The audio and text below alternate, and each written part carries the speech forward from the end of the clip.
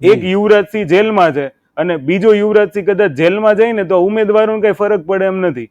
જે લોકો જનતાને દબાવે છે ને એના જ રાજ ખોલીશું આપણે. ઈ અધિકારીઓ કે જે જનતાને દબાવે છે, જે ગામડાઓમાં રહેલી પ્રજાને દબાવે છે, એના પેપર ખોલીશું. આ લોકો પ્રેક્ટિસ પડાવે છે કે મારી નીચે દબાઈને રહો.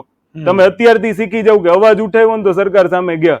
સાચું હશે ને તોય તમે નહીં બોલી શકો. તો એવી નોકરી મારે આજે નથી જોતી અને કાલે નથી જોતી. ખાલી પાણીપુરી વેચો પણ આ ડરવાની વાત બંધ કરી દો. હજી આપણે પેપર પર જવાના છીએ કે કેટલી આન્સર શીટ છે. જે આન્સર શીટ વૈભવે બહાર લાવી અને રાખી દીધી છે અને એ આન્સર શીટને તમે જોશો તો તમને લાગશે કે જે અધિકારીઓ બની બેઠા છે એ અધિકારીઓ કઈ રીતે બની ગયા અને આમાં શું થયું હશે. જેને વૈભવ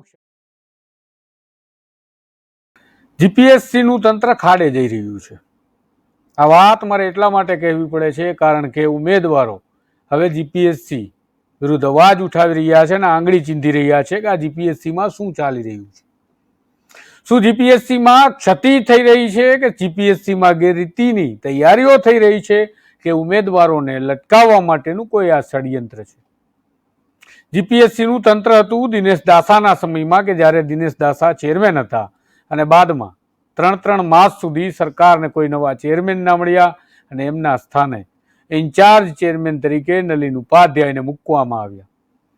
નલિન ઉપાધ્યાય આવે છે જીપીએસસીના ઇન્ચાર્જ ચેરમેન તરીકે અને ત્યારબાદથી છબરડાઓ શરૂ થાય છે કે વિદ્યાર્થીઓને લટકાવવા માટેનું કામ શરૂ થાય છે. અગાઉ આપણે વાત કરીએ પ્રકારે વિદ્યાર્થીઓને સારો જવાબ સુદ્ધા આ જીપીએસસી નથી આપતું. આપણે સમગ્ર ઘટનાની વિગતવાર વાત કરીએ અને સમજીશું કે શા માટે જીપીએસસી નું તંત્ર ખાડે જઈ રહ્યું છે એવી આપણે વાત કરી રહ્યા છીએ. વૈષ્ણવજન તો તેને કહીએ જે પીડ પરાઈ જાનાને રે. નમસ્કાર, હું છું આપની સાથે તુષાર બસિયા. નવજીવન ન્યૂઝમાં આપનું સ્વાગત છે. ગુજરાતમાં પેપર લીકની ડમીકાંડની ઘણી વાતો સાંભળી. જીપીએસસી દ્વારા હવે કેવા જવાબો ઉમેદવારોને આપવામાં આવે છે તેના પણ અહેવાલો તમે નવજીવન ન્યૂઝના માધ્યમથી જોયા છે. પરંતુ આજે આપણે વાત કરવી છે આ તંત્ર ખાડે કેમ ગયું છે અને ખાડે ગયાની શરૂઆત ક્યારે થઈ છે. જીપીએસસી નું તંત્ર ખાડે ગયાનું શરૂઆત ક્યારે થઈ છે એ બાબતને વિગતવાર તમને સમજાવશે એક જીપીએસસીની જે પરીક્ષા આપીને ઉમેદવાર બનેલા વ્યક્તિ છે એવા વૈભવ ભંડેરી, જેવો તમને વિગતવાર જીપીએસસી નું હાલનું તંત્ર કેવું ચાલે છે અને શા માટે આ સ્થિતિ આવી છે તેની વિગતવાર વાત કરશે. નમસ્કાર તુષારભાઈ. સૌથી પહેલા તો હું નવજીવન ન્યૂઝનો આભાર માનીશ, કારણ કે મીડિયા ચેનલો તો ઘણી બધી છે, પણ સૌથી પહેલા તમે જે આ અવાજ ઉઠાવ્યો છે, તમે જે આ સિરીઝ ચલાવો છો કે જીપીએસસીની અંદર જે ગેરરીતિઓ બંધ થાય, ઉમેદવારો જાગે, એ બદલ આપ સૌનો ખૂબ ખૂબ આભાર, આપનો અને આપની ટીમનો. આજે મારે તમને એ વિગતોની જાણ કરવી છે. જોકે અગાઉ મારા સાથી મિત્રો આવીને તમને લગભગ માહિતીઓ આપી ગયા છે, પણ આજે મારે એ જનતાને, એ જીપીએસસીના ઉમેદવારોને એવી માહિતી આપવી છે કે એ પોતાનો ડર કાઢી નાખે અંદરથી અને બને ત્યાં સુધી સત્ય સામે અવાજ ઉઠાવવો એ માત્ર મીડિયાનું કામ નથી, એ ઉમેદવારનું કામ છે. અને સત્ય માટે હું નહીં, દરેકને વૈભવ બનવું પડશે. ખાલી વાહવાઈ કરવાથી નહીં થાય. આજે મારે તમને એ જણાવવું છે કે વૈભવ, આ વાત કરતા પહેલા એક મારે તમને સવાલ કરવો છે કે તમે જીપીએસસી ની પરીક્ષા આપી છે, તમે ઉમેદવાર બનીને જીપીએસસીમાં જે પરીક્ષા આપી છે, તમને આશા હશે કે તમને નોકરી મળશે, તો ડર નથી લાગતો જે પ્રકારે અન્ય ઉમેદવારો વિચારે છે કે અમારી સાથે શું થઈ શકે છે, અથવા તો અમે જાહેરમાં આવી અને ખુલીને જો આ બાબત પર વાત કરીશું તો અમારી કિન્નાખોરી રાખીએ અને અમારા પરિણામને અસર થશે? ડર નથી લાગતો વૈભવ? નહીં તુષારભાઈ, ડર તો 1% નથી, કારણ કે મારી જે પરવરિશ પહેલેથી એ પ્રકારે મારા ફાધરે કરી છે કે મને ક્યારે એમણે ટોયકો નથી. એટલીસ્ટ હું તમને ગઈકાલે સાંજની વાત કરું તો એમને હિંચકે બેઠા બેઠા મને એવું કીધું કે આપણે નોકરી કરવી ને તો ઈમાનદારી અને ખુમારીથી, એક પણ દિવસ આ લોકોથી ડરવાની જરૂર નથી, કારણ કે આપણે જે સામાન્ય ઇન્કમ પણ આપણા સુધી આવે છે ને એમાં રડી લઈશું, પણ આપણે લોકોને ભ્રષ્ટાચાર નથી કરવા દેવો ને આપણે નથી કરવાનું. બસ આ ઈમાનદારીના સેન્ટેન્સ ઉપર. અને મારા ફાધરે મને ખૂબ સપોર્ટ કર્યો છે. 19 વર્ષની ઉંમરે હું જ્યારે પહેલી વાર સોસાયટીની અંદર સેક્રેટરીમાં આવું છું ત્યારથી મને એક જ વસ્તુ શીખવવામાં આવી છે કે આપણે કોઈનાથી ડરવાનું નહીં જ્યાં સુધી આપણે ખોટું ના કરીએ. અને મારોય ઉમેદવારોને એક જ સંદેશ છે કે તમે ખોટું નથી કરતા તો તમે ડરો છો શું કામ? એવો કયો ડર છે? સાલું નોકરી કરવાની તો એક દિવસ પણ ઈમાનદારીથી, જેને જે કરવું એ કરી લે, અને એ ઈમાનદારી મારામાં છે. પેલી વસ્તુ કે મારામાં ડર નથી એનું કારણ એ છે કે મારે એવી નલામી નોકરી કરવી જ નથી કે જેનાથી હું કોઈની જી હજૂરી કરું. મારો તો એક જ ટાર્ગેટ છે કે નોકરી ભલે એક દિવસ મારાથી થાય, ભલે બીજે દિવસે સસ્પેન્ડ કરે, ભલે મારે અબડાસામાં ખાલી સૂર્યોદયને સૂર્યાસ્ત જોવો પડે, પણ ઈમાનદારીથી કોઈના ખોટા ઓર્ડર ફોલો નહીં થાય. બસ ઈ જ સાથે ઈ જ સંદેશો આપવા માટે મેં જીપીએસસીની એક્ઝામ આપી. મેં યુપીએસસીની બી ટ્રાય કરી, પણ એ સંજોગો વસાત ન થઈ. જીપીએસસી આપી, એની પ્રિલિમ્સ થઈ ગઈ, મેઇન્સ આપી, અને હવે આ રાહ જોવી પડે છે કે જે રિઝલ્ટ નથી આવતું. જી વૈભવ, હવે આપણે વાત કરો વૈભવ કે કઈ રીતે આ જીપીએસસી નું તંત્ર જે છે ખરાબ થતું જઈ રહ્યું છે, ખોરવાઈ રહ્યું છે, અને એ કયા સમયથી શરૂ થયું છે, અને આ તંત્ર ખોરવાવા પાછળનું શું કારણ હોઈ શકે, અને તમે શું વિચારી રહ્યા છો? અચ્છા, આમાં તુષારભાઈ ઘણી બધી એવી ઘટનાઓ છે કે ઘણા બધા એઝમ્પશન બેઝ છે, ઘણા બધા અમારી પાસે પુરાવાઓ છે, પણ અત્યારે અમારી જે ડિમાન્ડ છે એ બધી પુરાવાઓ આધારિત છે. એઝમ્પશન બેઝ તો હજી અમે વાત જ નથી કરી કે જીપીએસસી અમને ઇગ્નોર કરે, જીપીએસસી અમને સ્વીકારે નહીં. એ ઘટના હું આપના માધ્યમથી સમજાવવા માંગીશ કે જે મારી સફર છે જીપીએસસી ક્લાસ 1-2 ની એડવર્ટાઇઝમેન્ટ નંબર 30 2021-22, એની પ્રિલિમ્સ અમારી લેવાની હતી 26 ડિસેમ્બર 2021ના રોજ. ત્યારે દાસા સાહેબ ચેરમેન હતા. પૂરો ભરોસો હતો કે આ વખતે તો આપણો નંબર લાગી જ જશે, અને જે મારું સપનું હતું એ મારે સાકાર કરવાનું હતું. બીજું મારે એ કહેવાનું છે કે દાસા સાહેબે જે કમિટ કર્યું હતું કે 1 મહિનામાં અમે રિઝલ્ટ આપી દઈશું, અને દાસા સાહેબે કમિટમેન્ટ પૂરું કર્યું કે જાન્યુઆરી 2022ની અંદર એમણે રિઝલ્ટ આપી દીધું. પણ પછી હવે કથળતી સ્થિતિ એવી બની, અમારા ભાગ્ય સમજો, અમારા લક સમજો, કે દાસા સાહેબ ચેરમેન પદમાંથી રિટાયરમેન્ટ લે છે, અને હવે એની જગ્યાએ નવા અધ્યક્ષ આવવાના છે. પણ હવે અમને તો એ પણ નથી ખબર કે નવા અધ્યક્ષ કોણ આવવાના છે. પણ તુષારભાઈ, અહીંયા મારો એક પ્રશ્ન એ હતો કે માની લો કે હું એઝ એક સંચાલક, હું કોઈ શિક્ષક નીકળવાનો હોય ને તો મારી અગાઉથી તૈયારી હોય કે એ વિષયમાં છોકરાઓને ઘટ ન પડે, કે ભાઈ એ શિક્ષકને હું પાછું એના રિપ્લેસમેન્ટમાં કોઈ નવો વિકલ્પ એવો ઉપલબ્ધ કરાવું કે જે એનાથી ચડિયાતો હોય. પણ જીપીએસસીની ઘટનામાં કંઈક ઊંધું બને છે. મને એવી આશા હતી કે ચલો દાસા સાહેબનું રિટાયરમેન્ટ છે તો દાસા સાહેબની જગ્યાએ કોઈ નવા અધ્યક્ષ એવા આવશે કે જે કદાચ એવું બની શકે કે આવતાની સાથે જ મેઇન્સની તારીખો જાહેર કરી દેશે, તરત અમારી મેઇન્સ લેવા મળશે. એટલે અમે લોકો તો ધનાધન, જેવું મેં પ્રિલિમ્સનું રિઝલ્ટ આવ્યું એટલે અમે લોકો વાંચવામાં જ લાગી ગયા, બીજે ક્યાંય અમારું ફોકસ જ નહોતું. એટલે અમે ધીમે ધીમે સમય કાઢ્યો કે ચલો આમ થશે તેમ થશે, પણ 3-4 મહિના વીતી ગયા છતાંય ચેરમેનની નિયુક્તિ નથી થતી. પણ હવે અહીંયા સાહેબ મારો પ્રશ્ન એ છે કે સરકાર કેમ કોઈ આગોતરી પ્રવૃત્તિ નથી કરતી? શું સરકારને ખબર નહોતી અહીંયા કે દાસા સાહેબનું રિટાયરમેન્ટ આવે છે? તો એક કોન્સ્ટિટ્યુશનલ બોડીનું પદ જો 3-4 મહિના ખાલી રાખવામાં આવતું હોય તો એની પાછળનું એવું તો કયું મોટું રીઝન હતું કે આમાં તમે 3-4 મહિના કાઢી નાખ્યા? ચલો છોડો, 3-4 મહિનાનો બી સવાલ નથી, પણ અહીંયા મારો પ્રશ્ન એ છે કે જ્યારે તમે નિયુક્તિ કરો છો એ પણ કોન્સ્ટિટ્યુશનલ બોડીની, કારણ કે મને જે જવાબો મળ્યા છે ને હું તમને આગળ કહીશ કે વારંવાર મને સરકાર તરફથી એવા જવાબો મળ્યા છે કોન્સ્ટિટ્યુશનલ બોડી છે, અમારાથી કંઈ ન થાય. તો મારો એ જ પ્રશ્ન છે કે આ કોન્સ્ટિટ્યુશનલ બોડીમાં ગવર્મેન્ટને એક પરમેનન્ટ ચેરમેન ના મળ્યા કે આપણે કાર્યકારી ચેરમેનની નિયુક્તિ કરવી પડી? તો અહીંયા મેમાં તુષારભાઈ કાર્યકારી ચેરમેન આવે છે. એ કાર્યકારી ચેરમેન આવ્યા પછી હજી અમારા મનમાં પ્રશ્નો છે કે ચલો માની લો કે દાસા સાહેબે રિટાયરમેન્ટ લીધું, જીપીએસસીના અધિકારીઓએ થોડું રિટાયરમેન્ટ લીધું છે, એને તો કેલેન્ડર મુજબ પ્લાનિંગ મુજબ જ ચાલવાનું છે. તો એમાં એક્ઝામની ડેટ ડિલે શું કામ થઈ? 9 મહિના સુધી અમારે મેઇન્સના એક્ઝામની ડેટની રાહ જોવી પડે છે. એ રાહ કેવી હોય એ અમને જ ખબર છે. આ વેદનાઓ બીજું કોઈ નહીં સમજી શકે. આ વેદનાઓને મેં બહુ નજીકથી જોઈ છે, કારણ કે એઝ અ ટીચર મેં જોયું છે કે જ્યારે એક વિદ્યાર્થીને અમે ભણાવતા હોય ને સાહેબ, તો એ ડાંગના જંગલમાં એક નાનું અમથું ઘર હોય, એમાં ફાનસ સળગતા અમે જોયા છે, ઇલેક્ટ્રિસિટી બી નથી. ચલો ને, એ યલો લાઇટની અંદર એ ભણતો હોય ને માની લો એ મેઇન્સ આપવા જાય, જેમ ઓલો ખેડૂત વરસાદ ન આવે ને પાણીની રાહ જોતો હોય ને એવી રીતના અમે લોકોએ 9 મહિના રાહ જોઈ છે, અને છતાંય ડેટ ડિક્લેર નથી થતી. ચેરમેન આવી જાય પછી 3 મહિના સુધી ડેટ ડિક્લેર ન થતી, પછી લોકો ડેટ ડિક્લેર કરે છે કે ભાઈ તમારી 27-28 ઓગસ્ટ અને 4 સપ્ટેમ્બરે એક્ઝામ લઈશું.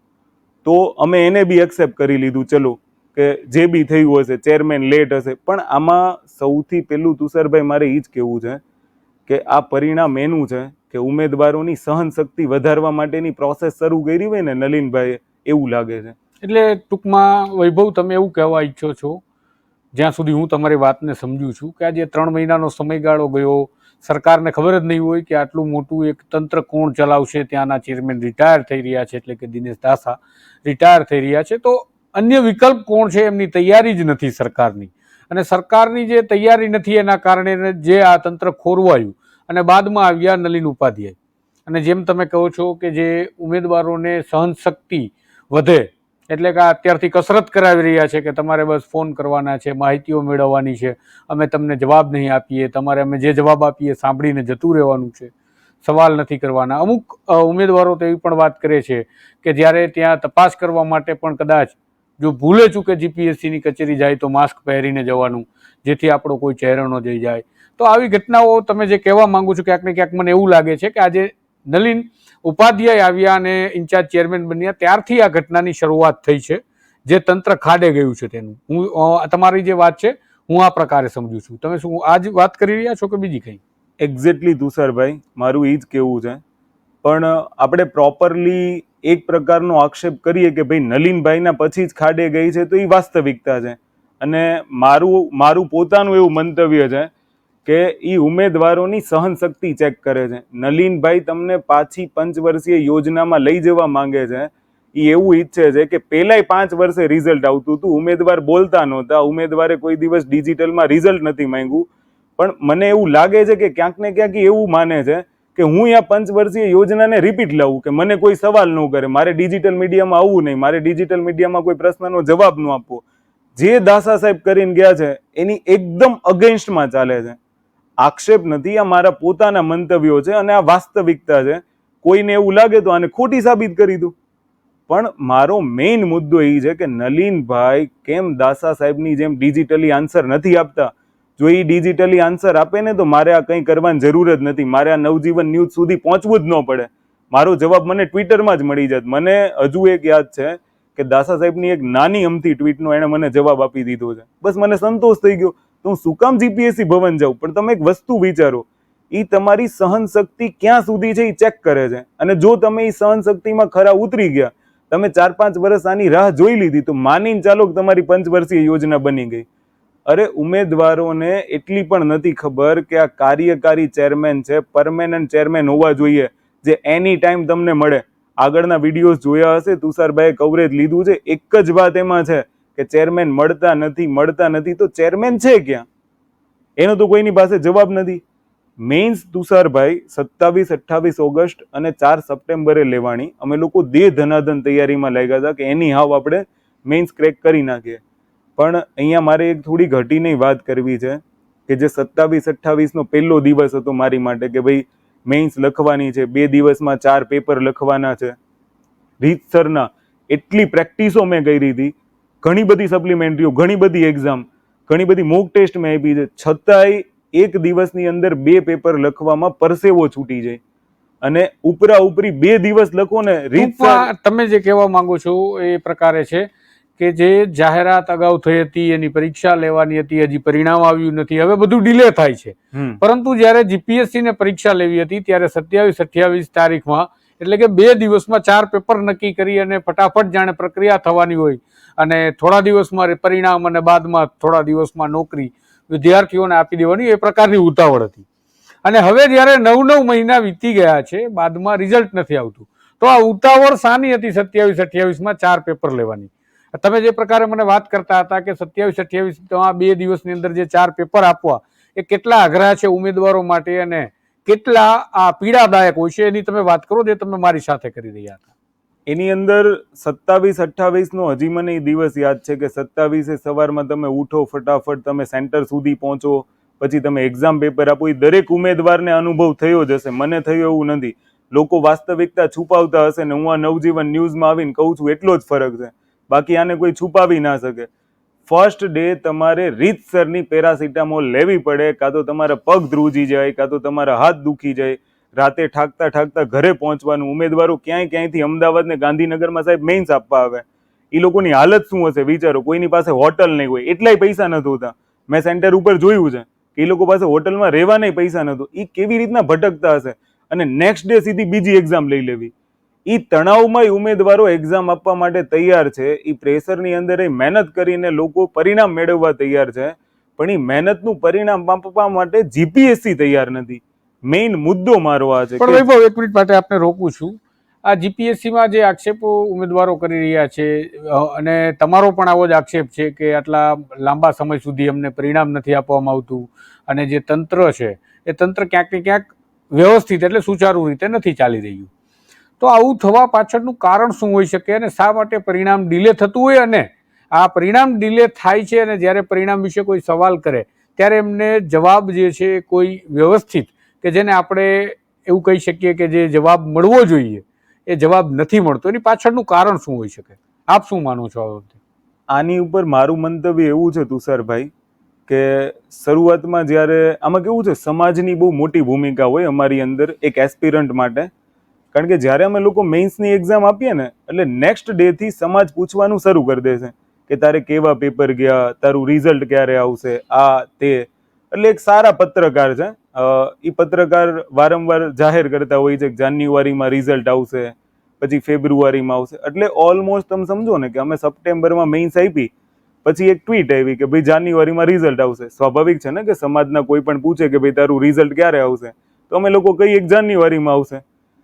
પાછું જાન્યુઆરી પૂરો થાય તો જાન્યુઆરીમાં રિઝલ્ટ નથી આવતું, ફરી પાછા આજુબાજુના કલીગ્સ પૂછશે કે ભાઈ તારું રિઝલ્ટ તો આવ્યું નહીં, તો કે ફેબ્રુઆરીમાં આવશે. એવી ટ્વીટ જાહેર થઈ છે. આમ કરતા કરતા જાન્યુઆરી, ફેબ્રુઆરી, માર્ચ, એપ્રિલ, મે, પછી અંતે મેં કીધું ચલો ને જીપીએસસીમાં પૂછીએ કે ભાઈ પરિણામ ક્યારે આવશે. એટલે મને મારા બ્રધરે, મારા કલીગ્સે એવું કીધું કે ભાઈ તું ડાયરેક્ટ ના પૂછ, કારણ કે પછી તારું ઇન્ટરવ્યુ આવશે, અને ફેસ ટુ ફેસમાં માની લો તારી સામે ચેરમેન આવી જાય તો એ કદાચ તારી પ્રત્યે દ્વેષ ભાવ રાખી શકે છે. એટલે મેં કીધું વાંધો નહીં, તો આપણે એવું નથી કરવું. એટલે મારો બ્રધર કોલ કરે છે, મારા કલીગ્સ કોલ કરે છે, હું તો એમને ધન્યવાદ કહીશ. દરેક ઉમેદવારના ભાઈએ, વાલીએ, એમના મિત્રોએ, જો તમે તમારો મિત્ર ધર્મ, ભાઈ ધર્મ અથવા તો પિતૃ ધર્મ નિભાવવા માંગતા હોય ને, તો તમારા છોકરા માટે રિઝલ્ટ માંગો. રિઝલ્ટ ડિલે થયું છે, એ લોકો તારીખ નથી આપતા. એવી તો કઈ બોડી હોય? તમે વિચાર કરો, 10મા ધોરણની બોર્ડની એક્ઝામ લેવાય, 12મા ધોરણની લેવાય, એ લોકો તારીખ આપી દે છે કે ભાઈ આ તારીખે તમારું રિઝલ્ટ આવશે. તો હું એમ જ કહું છું કે તમે 9 મહિના પછી તો 9 મહિનાની પણ એક્ઝેક્ટ તારીખ તો આપો. આ તારીખ વગર ક્યાં સુધી અમારે રાહ જોવી? મારો એક જ સંદેશો છે નવજીવનના માધ્યમથી કે દરેક પેરેન્ટ્સ, દરેક ઉમેદવાર જાગૃત થાય. ડરવાનું નથી આમાં. ઉમેદવારને ના લાવો તો કંઈ નહીં, બીજા તો પૂછી શકો. અને વારંવાર ત્યાંથી તમને એવું કહેવામાં આવશે કે તમે ઉમેદવાર છો, તમારો રોલ નંબર આપો, તો તમે એની પાસે સર્ક્યુલર માંગો કે જીપીએસસી નો એક સર્ક્યુલર એવો આપો કે જેમાં પેરેન્ટ્સ કે ઉમેદવારના મિત્રો કે ઉમેદવાર સિવાયનો કોઈ રિઝલ્ટ ના આપી માંગી શકે. અમે નહીં માંગીએ. ચેરમેન સાહેબ આવે નવજીવનમાં અને સર્ક્યુલર બતાવે કે ભાઈ આ પ્રકારનો સર્ક્યુલર છે, ઉમેદવાર સિવાય કોઈ માંગે નહીં, અને આ જીપીએસસી ની પ્રોસિજર છે એ તમે લેખિતમાં બતાવો. કોન્સ્ટિટ્યુશનલ બોડી છે તો કોન્સ્ટિટ્યુશનલ બોડી પ્રમાણે તમે સર્ક્યુલર જાહેર કરો કે ઉમેદવારનો રોલ નંબર અને નામ આપવું ફરજિયાત છે, પછી જ અહીંયાથી અમે કોલ રિસીવ કરશું, પછી જ અમે રિઝલ્ટ આપશું. એટલે આ બાબતો હું તમને આપના માધ્યમથી દોરવા માંગુ છું.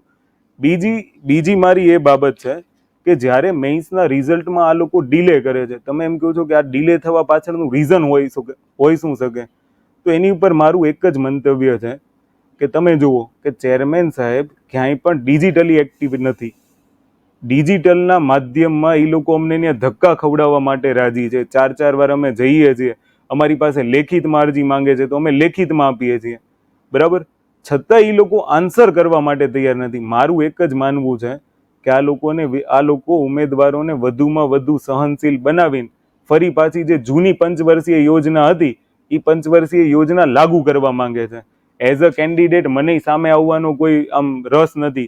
મારે કોઈ ફેમસ નથી થવું. મારી લડાઈ છે ને તો હું મારી લડાઈ જાતે લડીશ, અને આ મારી ખુદની લડાઈ છે, એનો એન્ડ લાવીને રહીશ અને હું લડીશ છેલ્લે સુધી. આ દરેક ઉમેદવારોએ અંદરથી નક્કી કરવું જોઈએ. અરે તમે અત્યારે તમારી માટે નથી લડતા, તમે પ્રજા માટે શું લડવાના? તમે આવતીકાલના નાયબ કલેક્ટર, નાયબ પોલીસ અધિક્ષક, મામલતદાર છો. તમે પ્રજાનું કલ્યાણ કેવી રીતના કરશો?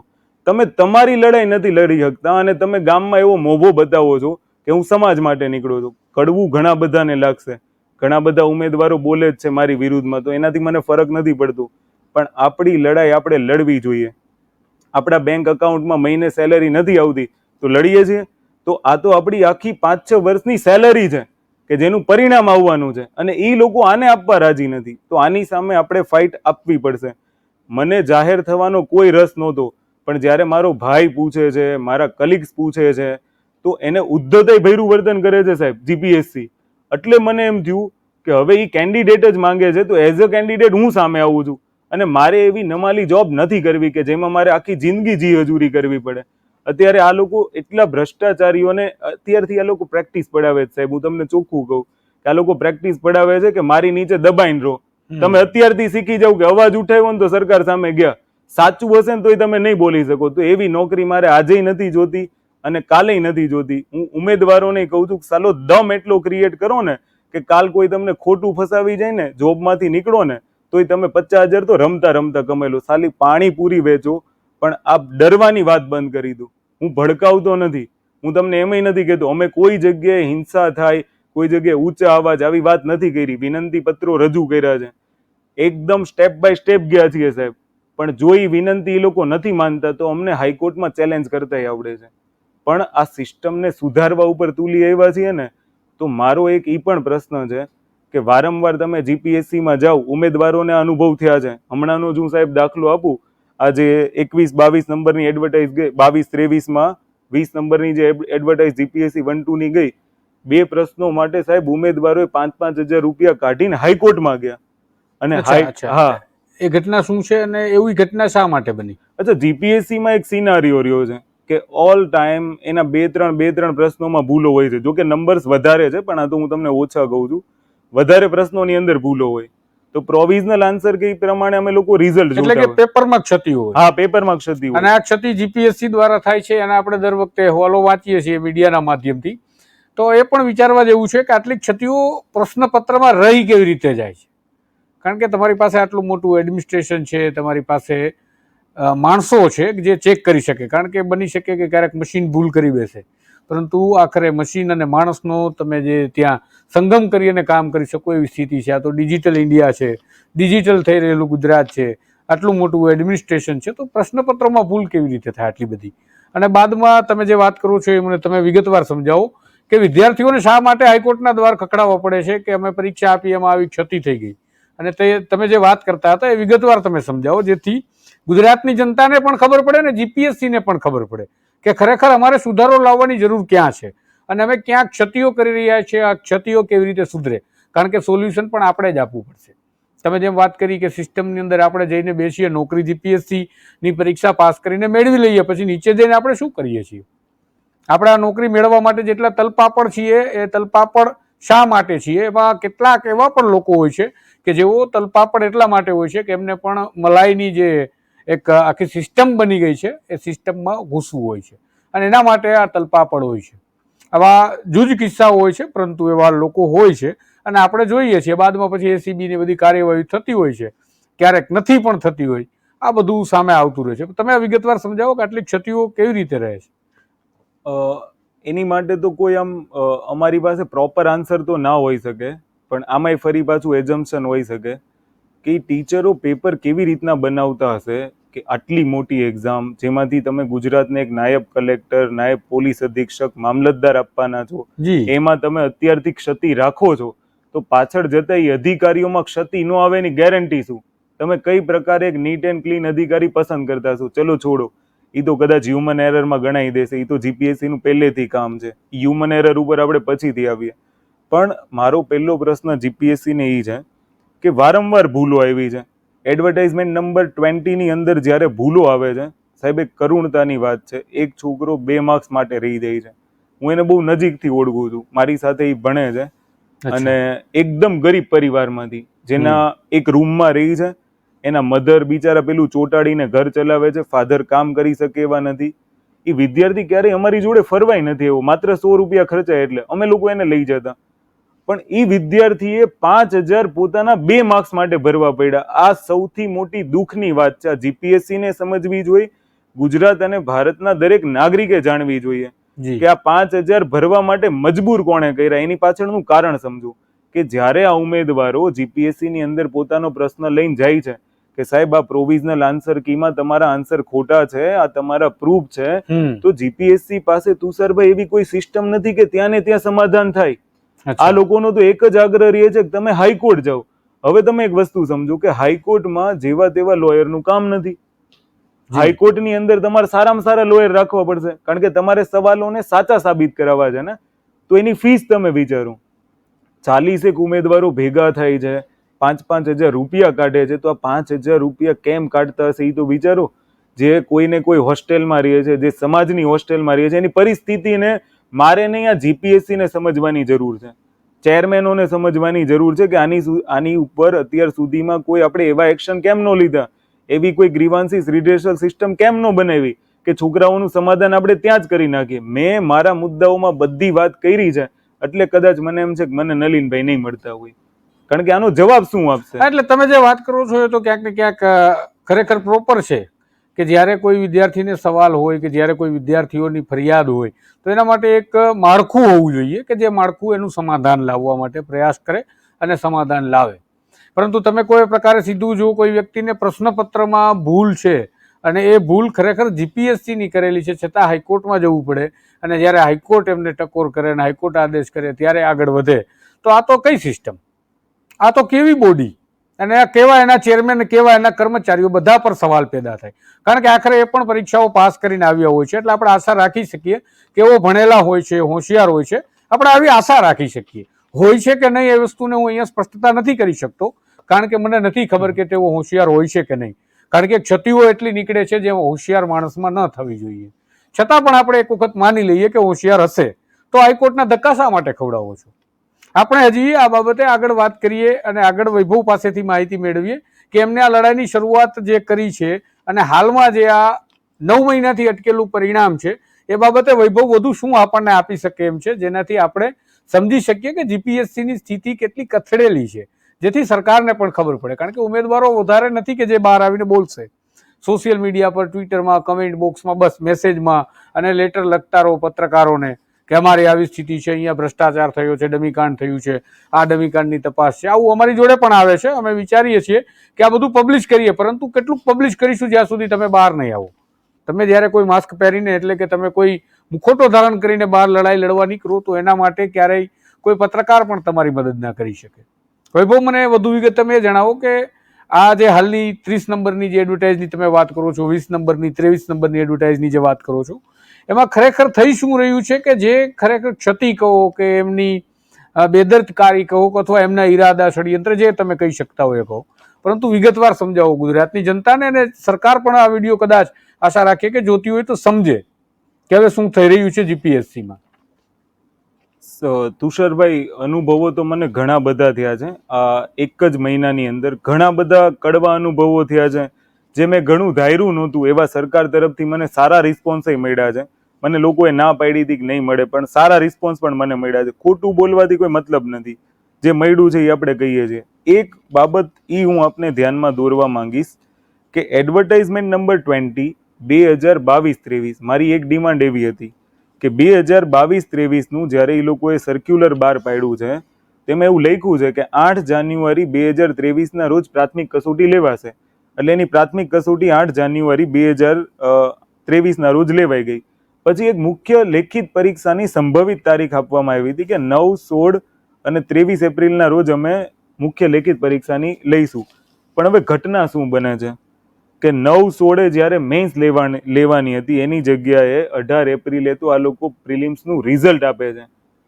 વચ્ચેના સમયગાળામાં એવી તો કઈ બાબતો થઈ ગઈ, એવો તો જીપીએસસી નો સ્ટાફ કેવો બિઝી હતો કે એનું પોતાનું કેલેન્ડર ફોલો ના કરી શક્યા. અને જો એને ખબર છે કે અમે ફોલો કરી શકીએ એમ જ નથી, તો તમે આવા સંભવિત માસ શું કામ આપો છો? કારણ કે તુષારભાઈ, આની પાછળનું એક રીઝન છે.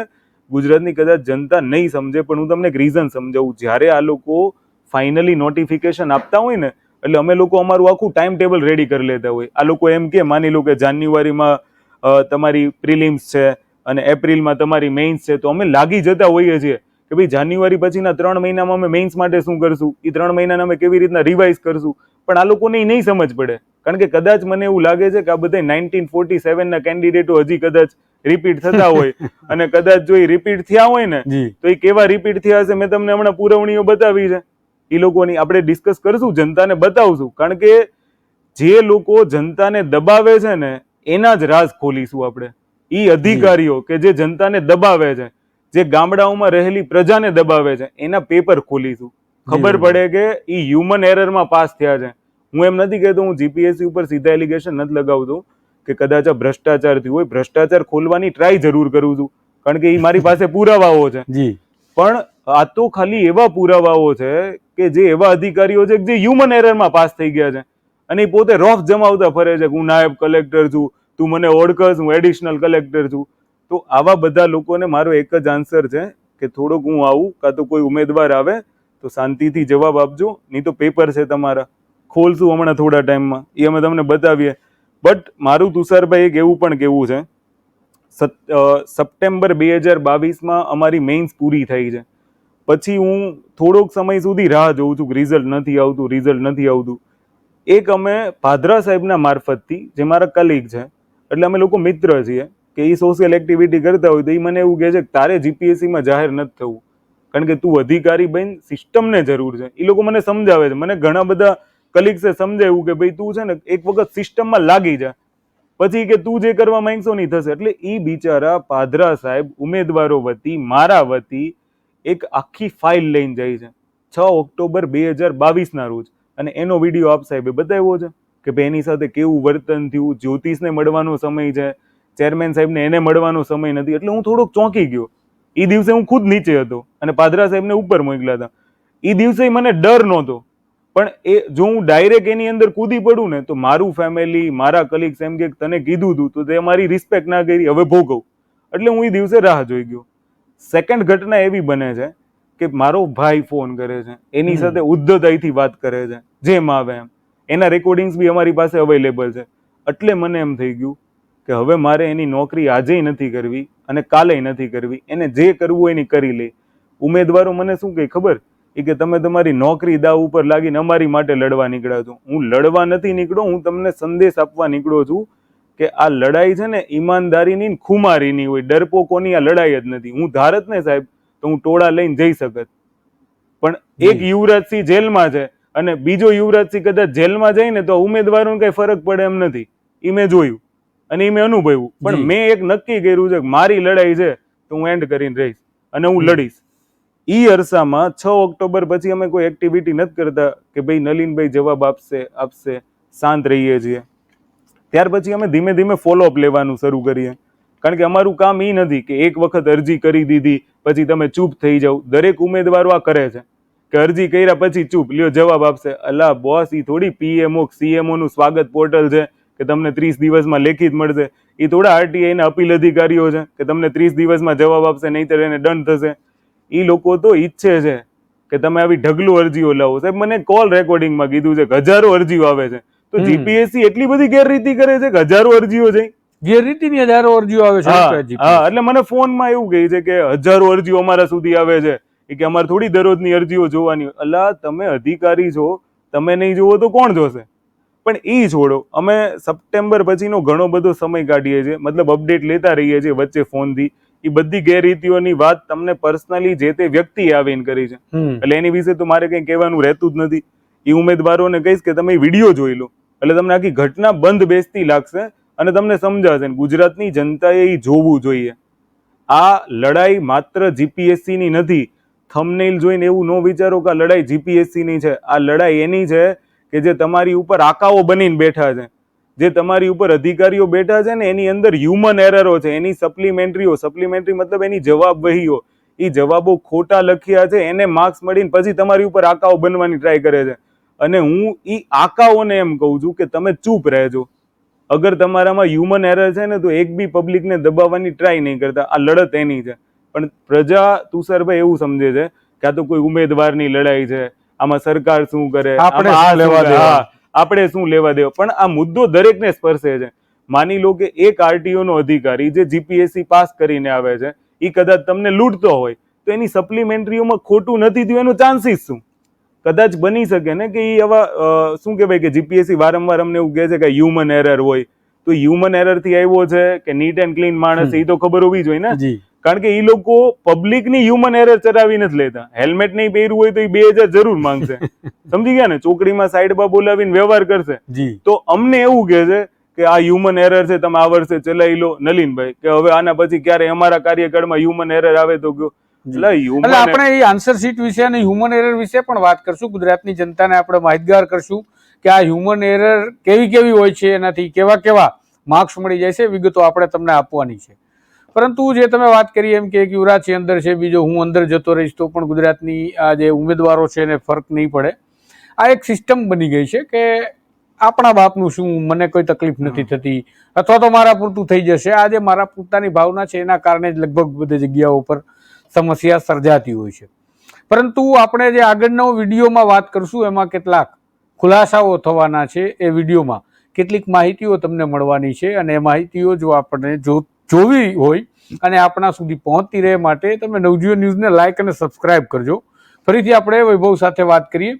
વૈભવ, આ વિશે જે તમે એડવર્ટાઇઝ માટે, તમારી લડાઈ માટે, ફરિયાદ માટે જે વાત કરી અને બાદમાં તમે જે કહ્યું કે અમે જ્યારે ફરિયાદ કરવા માટે જઈએ છીએ ત્યારે કોઈ સાંભળતું નથી, જવાબ દેનારું નથી, અને તમે જે ઘટનાક્રમ સમજાવ્યો કે દાસા સાહેબ જાય છે, બાદમાં એક 3 મહિનાનો જે અવકાશ આવે છે, વચ્ચે કોઈ ચેરમેન નથી, ઇન્ચાર્જ ચેરમેન નલિન ઉપાધ્યાય આવે છે.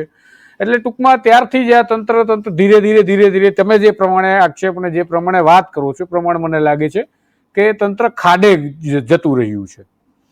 તો હવે આ સિસ્ટમમાં સુધારો લાવવા માટેની તમે વાત કરો છો, ઓપન તમે ચેલેન્જ આપો છો કે ભલે હું ઉમેદવાર હોય પરંતુ હું તમારી એક પણ દિવસ નોકરી કરવા નથી માંગતો જો તમારી સિસ્ટમ આટલી ખરાબ હોય અને તમારી સિસ્ટમમાં આટલી એરર આવતી હોય તો.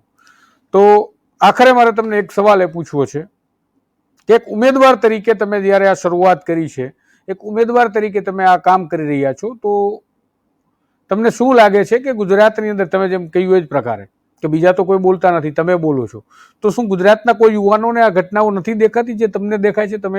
તમે એક જ કેમ આવું બધું જોઈ શકો છો? બીજા પણ વિદ્યાર્થીઓ છે અને એ પણ આવી કોમ્પિટિટિવ એક્ઝામની તૈયારીઓ કરે છે, હોશિયાર છે, તો આવું તમને જ કેમ દેખાય છે? તુષારભાઈ, આમાં કેવું તો ઘણું બધું છે. મને આવો ઘરેથી નહીં સવાલ કરે વારંવાર કે 5300 વાલીઓ ચૂપ બેઠા છે, 5300 ઉમેદવારો ચૂપ બેઠા છે, તને જ આવું કેમ થાય છે? પણ ઘરેથી પાછો એ જ સવાલ આવે. અચ્છા, મારે તો એ પણ કેવું છે કે અમે જમતા હોઈએ ને તો મારા મમ્મી બી એવું કહે છે કે તું આજે મને લઈ જા, કે હું રિઝલ્ટ માંગીશ. રિઝલ્ટ આપે છે ના નહીં? તો આ દરેક માતાને કરવાની જરૂર છે. અને એનો એટલો આમ સપોર્ટ જોઈને મને એમ લાગ્યું કે ભાઈ ઈ મને એમ કહે છે કે હું રિઝલ્ટ માંગી લઈશ તો હું શું કામ નહીં, હું શું કામ એને આગળ કરું? એ તો ચલો કદાચ ભણેલા નથી, પણ હું આટલું ભણ્યો છું, જો હું ચૂપ રહું છું તો એ મારી ખુમારી ઉપર લાંછન છે. અને એવું એટલું ખરાબ જીવન જીવવું, એ તો મારું પેલું હ્યુમર જ કામ નથી કરતું, કે એ મારી આમ જમીર જ મરી જાય ત્યાં, કે એટલી બધી લાલચમાં જીવવું. બીજું મારું એક એ કેવું છે કે જીપીએસસી એડવર્ટાઇઝમેન્ટ નંબર 30 એની કોઈ જીપીએસસી છે ને પર્ટિક્યુલર ગાઈડલાઈન નથી આપતું કે આ સમયે આ કરશું, આ થશે, આ થશે. તો એની વચ્ચે 1 એપ્રિલની ઘટના મારે શેર કરવી છે. 1 એપ્રિલના રોજ ઇનએલિજિબલ લિસ્ટ આવે છે. ઇનએલિજિબલ લિસ્ટ એટલે તુષારભાઈ એની અંદર એવું હોય કે મેઇન્સ જે ઉમેદવારો આપી હોય, મતલબ ક્લાસ 1 અધિકારીઓ બનવા માટે મુખ્ય પરીક્ષા જે ઉમેદવારો આપી છે, એ ઉમેદવારો મુખ્ય પરીક્ષા આપી દે પછી આ લોકો એના ડોક્યુમેન્ટ ચેક કરે કે ડોક્યુમેન્ટ ચોક્કસ વેરીફાઈ કરેલા છે કે નથી. જો ન હોય તો આ લોકો શું કરે ખબર? પહેલા એ લોકોને પરીક્ષા આપવા દે, પછી એ લોકો પરીક્ષા આપી દે, પછી એ લોકો પરીક્ષા પાસ થાય છે, નાપાસ થાય છે, આ તે એ પ્રમાણે એ લોકો ઇનએલિજિબલ લિસ્ટ બનાવતા હોય કે આમાં આ ડોક્યુમેન્ટ ઘટ્યું, આમાં આ ડોક્યુમેન્ટ ઘટ્યું. પછી એવું એક લિસ્ટ બહાર પાડે. તો એવું એક લિસ્ટ જીપીએસસીએ 1 એપ્રિલના રોજ બહાર પાડ્યું. એનો મતલબ કદાચ મારી એટલી બધી નોલેજ નહીં હોય, પણ મારું માનવું છે ને ત્યાં સુધી એવું છે કે જીપીએસસીએ પેપર તપાસી લીધા છે. કારણ કે પેપર તપાસ્યા પછી જ ઉમેદવારોનું ઇનએલિજિબલ લિસ્ટ તૈયાર થતું હોય છે. કારણ કે જે ફેલ થયા છે ને એનું તો ઇનએલિજિબલ લિસ્ટ બનાવીને તમે કરવાના શું? એનો મતલબ એવો છે કે મારું માનવું છે, આ તો મને એમ છે કે નલિન ઉપાધ્યાય સાહેબ આ જોયા પછી જાહેર કરશે કે ઇનએલિજિબલ લિસ્ટ ક્યારે બને. હું એવી આશા રાખું કે જાહેર કરે, લોકોને ખબર પડે. પણ કદાચ મારી આ ભ્રમ કે મિથ્યા હોય ને તો એ ડિજિટલ મીડિયામાં કહે કે ઇનએલિજિબલ લિસ્ટ ક્યારે બને. પણ મારું આવું પર્સનલ માનવું છે.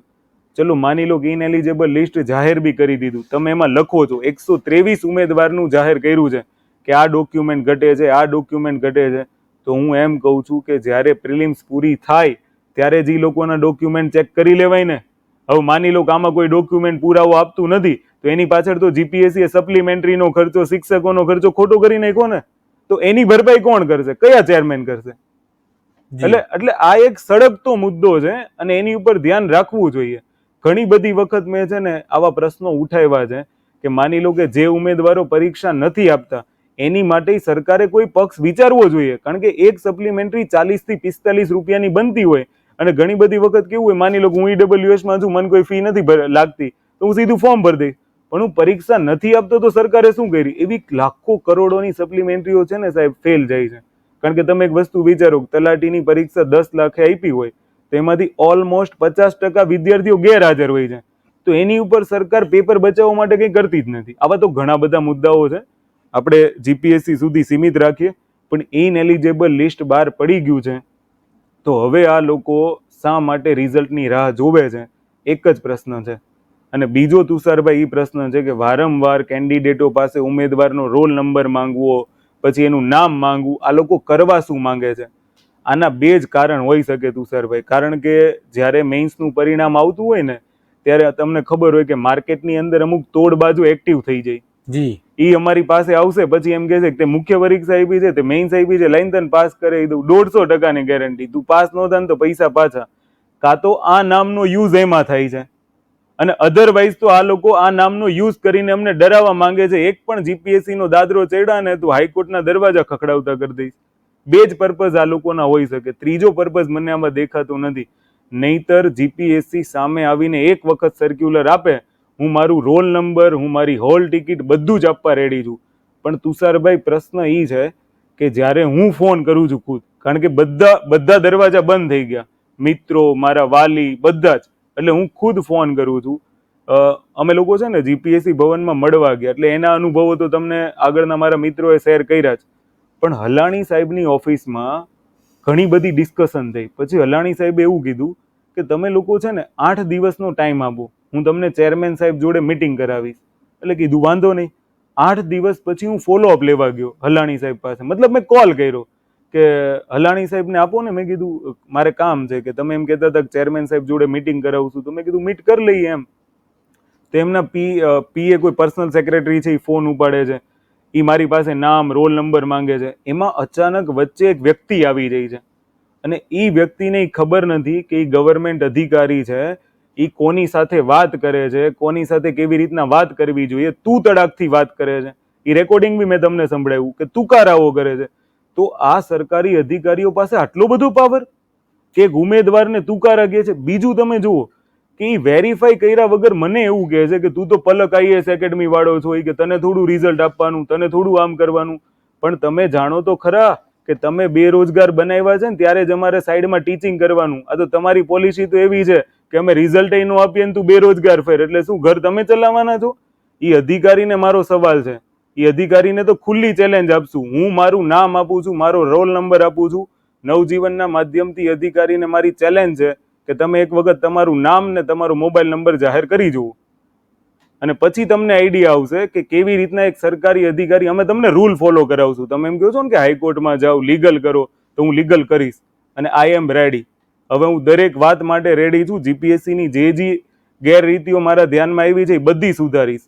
પણ અહીંયા ફરી પાછો ઉમેદવારોને કહું છું, લડાઈ મારી છે, હું મારી રીતના લડીશ. તમારી લડાઈ હોય તો તમે જાતે લડો. હું યુવરાજસિંહ બનવા માંગતો નથી, કારણ કે મેં યુવરાજસિંહનું જોયું. જ્યાં સુધી આરોપ ના સાબિત થઈ ત્યાં સુધી તમે એને શું કામ એક્સેપ્ટ કરો છો? એ જેલમાં છે, તમારો શું સપોર્ટ છે? આટલા કરોડોના કૌભાંડ બહાર પાડ્યા છે, 1 કરોડનો તોડકાન ખાલી સામે લાવી દીધો સાહેબ. સાબિત થઈ ગયા પછી તમારે જે કરવું એ કરો, પણ એટલીસ્ટ એઝ અ કેન્ડિડેટ તમારી જવાબદારી બને છે. એ નો હોત તો તમે વિચારો કે આટલા કૌભાંડો સામે આવત?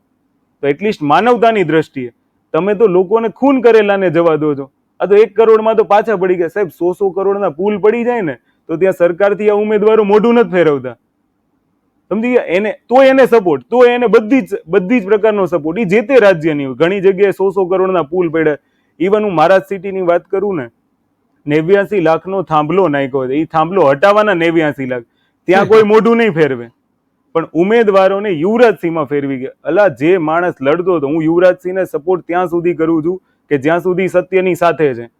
તોડકાંડ હોય તો તોડકાંડ મેટર સાઈડમાં છે, અને એ થયું હોય તો આપણે નહીં સ્વીકારતા, પણ જ્યાં સુધી સાબિત ન થાય ત્યાં સુધી એટલે જ મારે છે ને અમે કોઈની સાથે નથી ગયા. હું એકલો લડાઈ લડું છું, એકલો જીપીએસસીમાં જાઉં છું, હવે જઈશ. પણ હવે એમ કહે છે કે તમે લીગલ એક્શન લો, તો હું લીગલ એક્શન લેવા માટે તૈયાર છું. જી વૈભવ, તમે જે પ્રકારે વાત કરી રહ્યા છો, આ ગંભીર મુદ્દાઓ છે, ગંભીર પ્રશ્નો છે જીપીએસસીના, અને જેના આધારે જ મેં તમારી વાત સાંભળી અને શરૂઆતમાં જ કહ્યું કે જીપીએસસીનું તંત્ર જે છે એ ખાડે ગયું હોય એ પ્રકારનું થઈ ગયું છે. નથી કોઈ જવાબ આપનારું.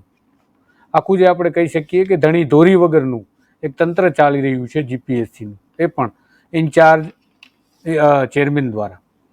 તો આ ઇન્ચાર્જ ચેરમેનથી કેટલા સમય સરકાર આ ચલાવશે?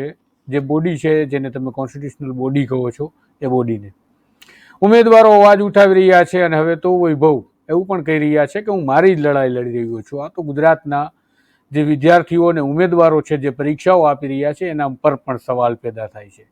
અને એમને જે ઘટસ્ફોટ કર્યા, અત્યારે જે માહિતીઓ આપી, એ પણ ઘણી આપણે કહી શકીએ એ પ્રકારે ગંભીર માહિતીઓ છે, અને આ મામલે તપાસ થવી પણ જોઈએ. હજી આપણે પેપર પર જવાના છીએ કે કેટલી આન્સર શીટ છે, જે આન્સર શીટ વૈભવે બહાર લાવી અને રાખી દીધી છે, અને એ આન્સર શીટને તમે જોશો તો તમને લાગશે કે જે અધિકારીઓ બની બેઠા છે એ અધિકારીઓ કઈ રીતે બની ગયા અને આમાં શું થયું હશે. જેને વૈભવ ક્ષતિ ગણાવે છે, ભૂલ ગણાવે છે, હ્યુમન એરર ગણાવે છે, ચૂક ગણાવે છે, અને જીપીએસસી પણ એને હ્યુમન એરર માને છે.